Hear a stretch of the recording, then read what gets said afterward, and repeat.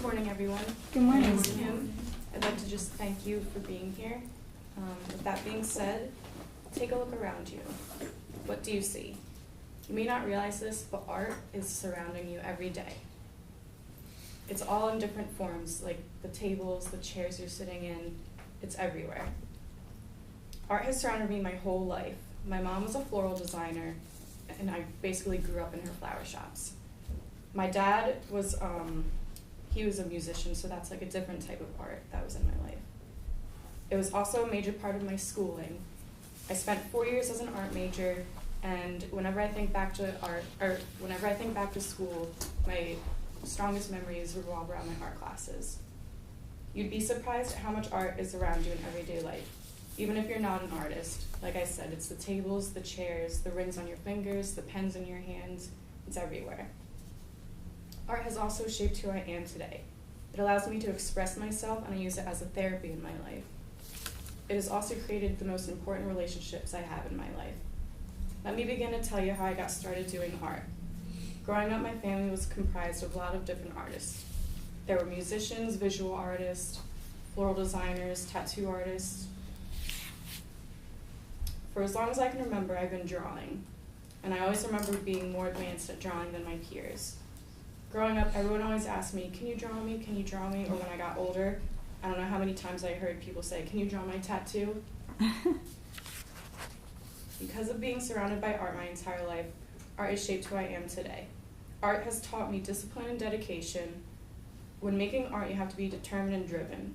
More often than not, things won't go as planned, and you have to think on your toes, especially when dealing with any sort of 3D art form, and you just can't give up.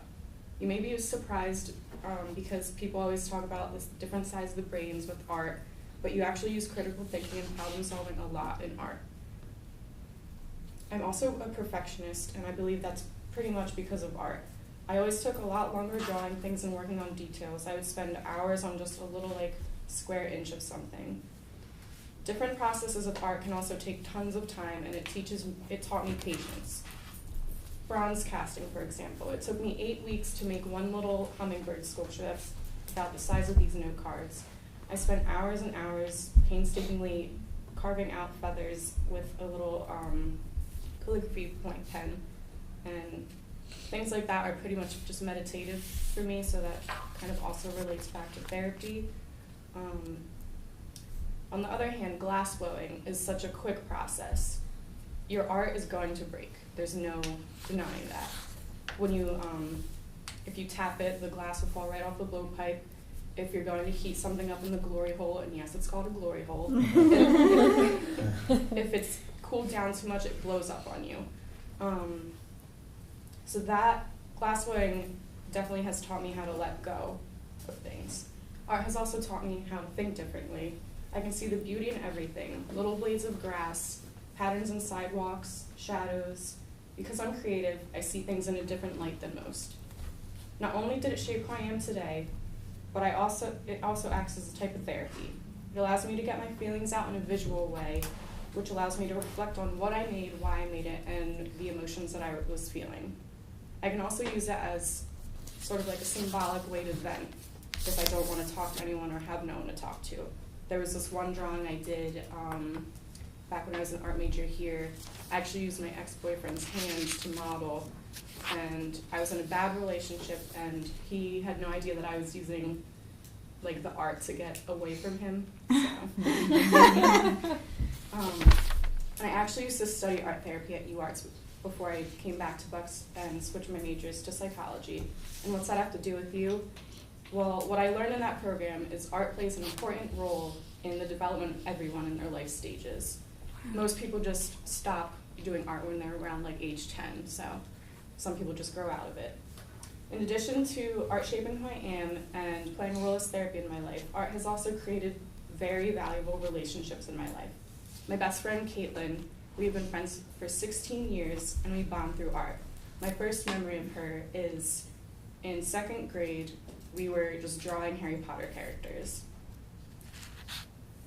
We also went to school together at UArts, and we lived together, and that brought us even closer than before. We were already best friends, but we always tell each other that we're kindred spirits and that our brain became one after that.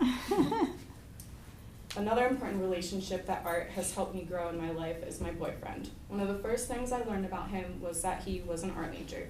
So of course that kind of piqued my interest in him and helped our connection grow.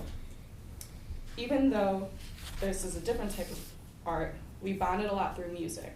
I remember the second time we ever hung out, we were talking about music, and he actually knew my favorite band, which is a big deal to me because I listen to a lot of music that no one knows. And after 1.5 years of being together, we still make CDs for each other, kind of like introducing to new music. And the CDs he makes me are Kim Bops, kind of a play on like Kids Bop. And then I make him his Mikey's mixtapes. Oh, cute. And relating that back to visual arts, we go all out in designing the CDs. We do the album covers. We kind of like, we go have a specific order of the songs, so we really think it through. But these two people are the most important people I have in my life, and I'd be lost without them.